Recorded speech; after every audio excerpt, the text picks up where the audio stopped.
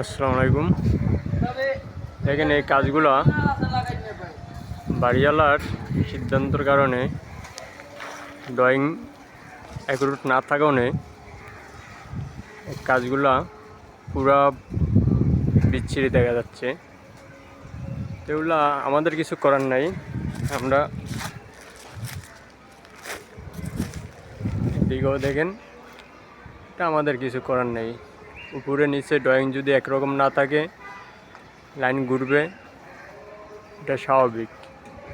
তো নিজের কাছে খারাপ লাগলো, তখন কিছু করার নেই। বাড়িওয়ালার কাছে আমরা, বাড়িওয়ালার ইচ্ছার কাছে আমরা ধরা, সেজন্য ওনারা যেভাবে চাইছে সেভাবে করে দিলাম।